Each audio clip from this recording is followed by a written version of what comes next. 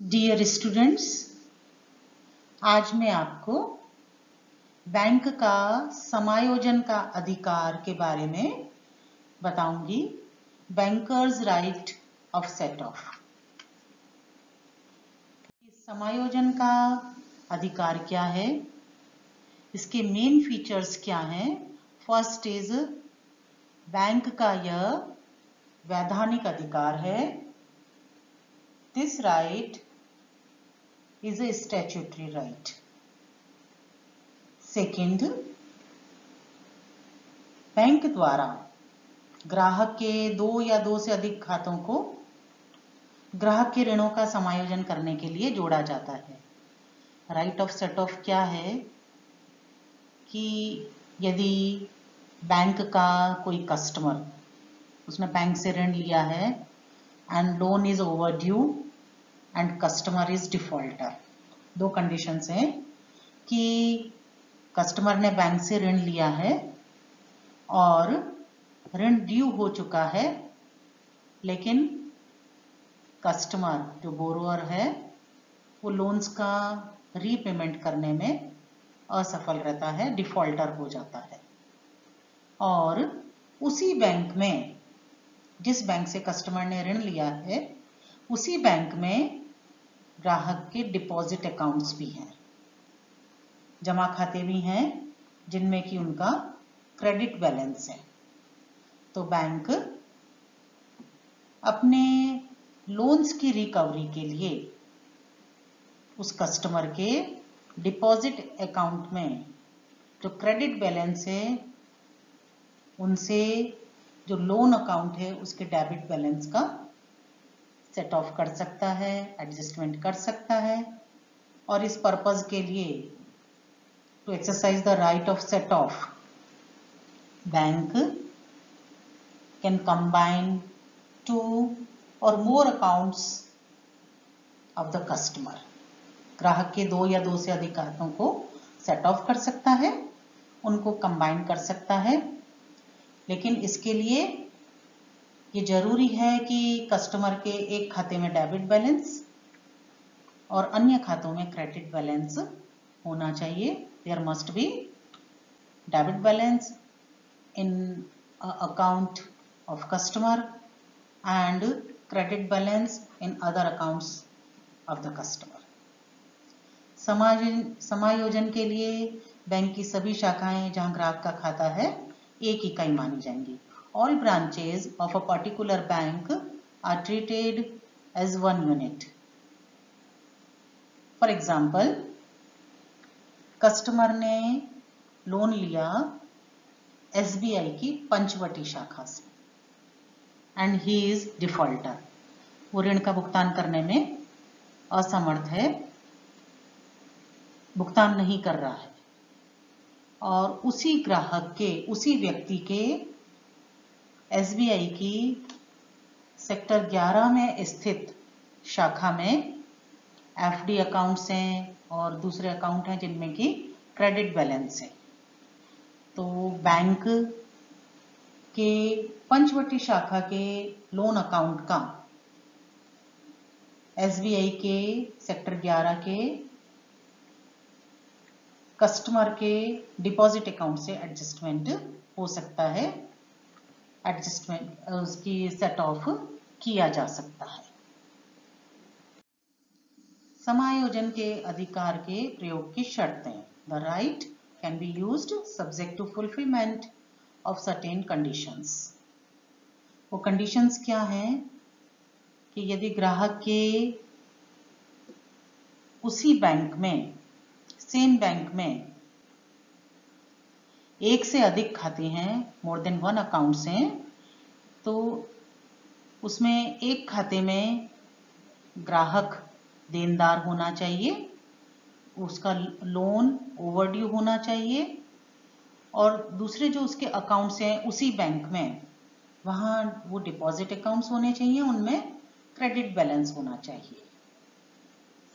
Second क्या condition है कि इस राइट को एक्सरसाइज करने से पूर्व बैंक को अपने ग्राहक को ये सूचना देनी होगी कि वह ग्राहक के ऋण की वसूली उसके डिपॉजिट अकाउंट में से करने जा रहा है। यदि बैंक बिना सूचना दिए समायोजन के अधिकार का प्रयोग करता है तो यह गैर कानूनी माना जाएगा। It will be treated as unlawful. Third condition है कि ऋण देय और ग्राहक ऋण के भुगतान में चूक करता होना चाहिए, डिफॉल्टर होना चाहिए। ये मैं पहले भी आपको बता चुकी हूं। नेक्स्ट, इस अधिकार की क्या विशेषता है कि बैंक इस अधिकार का प्रयोग अवधि पार ऋणों के लिए भी कर सकता है।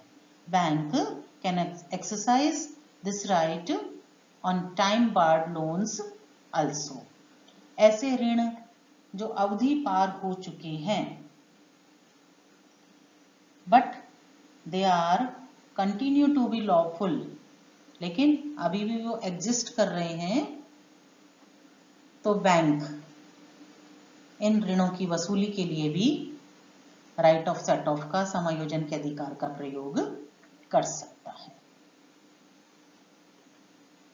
ग्राहक के सभी खाते उसी के नाम और हैसियत में होने चाहिए। ये बहुत इंपॉर्टेंट बात है। इस राइट से संबंधित, समायोजन के अधिकार से संबंधित, it is essential that the account must be in the same name and same capacity. For example, ग्राहक ने बैंक से लोन लिया and he is defaulter now.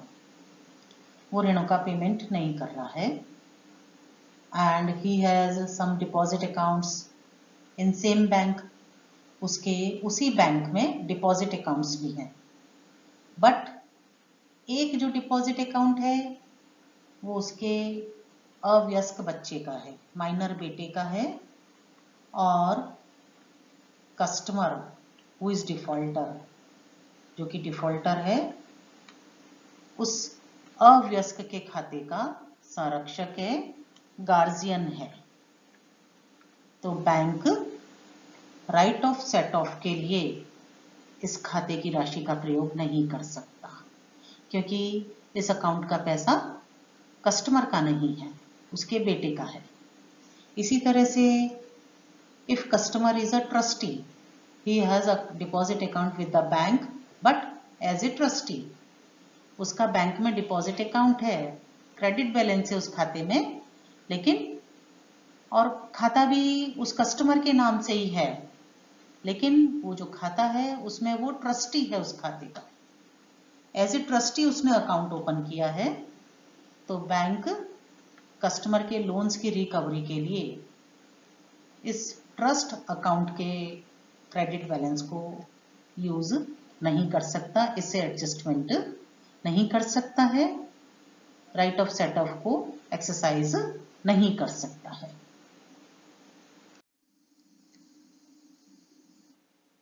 यदि फर्म का अकाउंट है बैंक में और पार्टनर का भी अकाउंट है उसी बैंक में, और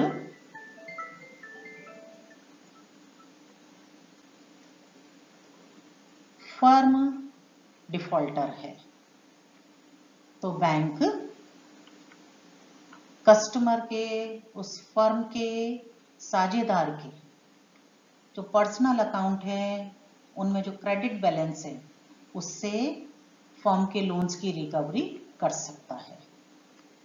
लेकिन यदि पार्टनर डिफॉल्टर है तो फर्म के क्रेडिट बैलेंस से, फर्म के अकाउंट के क्रेडिट बैलेंस से साझेदार के ऋणों की वसूली नहीं कर सकता। If firm is defaulter, bank can exercise this right on credit balance in partner's account, but bank cannot set off the credit balance against the debts due in partner's account. And same provisions will be applicable for joint account also. यही प्रावधान यदि ग्राहक का संयुक्त खाता है उस bank में, उस पर भी लागू होंगी। संयुक्त खाते से कस्टमर के व्यक्तिगत ऋणों की वसूली नहीं की जा सकती, बट जॉइंट अकाउंट के लोन्स की रिकवरी उसी बैंक में उसके जो अन्य खातेदार हैं, जो जॉइंट अकाउंट के अकाउंट होल्डर्स हैं, उनके पर्सनल अकाउंट के क्रेडिट बैलेंस से की जा सकती है। बैंक इस अधिकार का प्रयोग ग्राहक के खाते पर गार्निशी और अटैचमेंट आदेश के प्रभावी होने से पूर्व कर सकता है। Bank has right to exercise the right before the garnishee and attachment order is made effective. ये गार्निशी और अटैचमेंट ऑर्डर्स क्या होते हैं, इसके बारे में हम नेक्स्ट टाइम डिस्कस करेंगे, अगली बार मैं आपको बताऊंगी। बैंक ग्राहक का जो फिक्स्ड अकाउंट होता है, जिसे हम टर्म डिपॉजिट कहते हैं,